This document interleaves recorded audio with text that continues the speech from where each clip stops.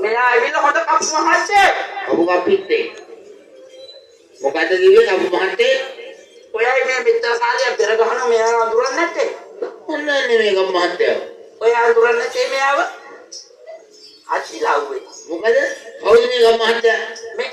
මේ බෙරේ ගහපු කෙල මෝල කොහෙද? ඔය මොන ගිහිල්ලා තින්නේ බත පලාදවත් ඉන්නේ. ඔය අඳුරන්නේ මෙයාව. මෙයා තමයි අර පෞගිය දවස්වල තමිල ගෙඩියෙන් කිරි ගත්තේ.